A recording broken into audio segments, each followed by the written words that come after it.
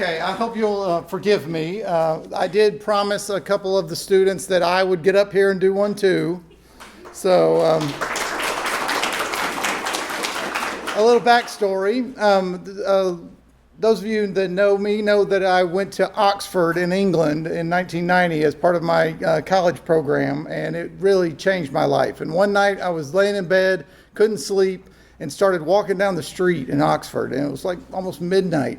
And I started reading these words off a page that was in a notebook back in my house in Georgia on the other side of the world. And I was reading them off the page, and I was like, wow, that's weird. And then I was reading the next line that I'd never written before. And I was like, I better get back to my room and start writing down. I wrote this down as quick as I could. And sometimes that's just how poetry goes. And so, I mean, you got to be ready. You got to have that pen ready, have your phone ready, get a line or two written down so that you can build on it later and always build on it. I've changed this poem 100 times since 1990, but this is where it stands right now. It's called On the Mount. A little man walked up to me and told me he was God. He said, "Follow me, my son." And I thought that sounded kind of odd, but I felt compelled to follow him. In fact, I couldn't stop.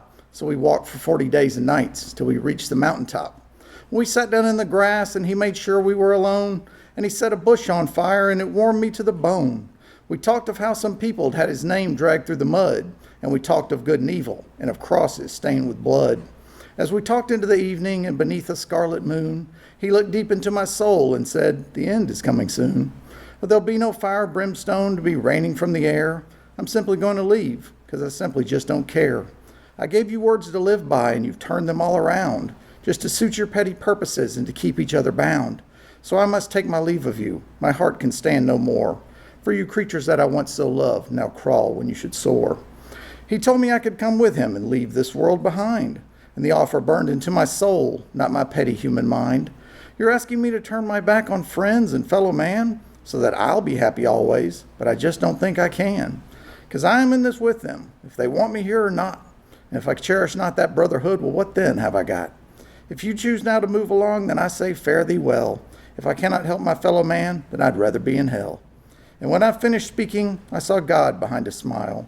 And as a tear rolled down his cheek, he said, "Thank you, my child. It once again is clear to me that y'all might be okay. So I'll wait a little longer to have this judgment day." And he leaned back in the grass and he made sure we were alone. And he looked into the burning bush and turned it into stone. When somewhere in the distance came a shout across the land, and as I went to answer, a dove flew from my hands.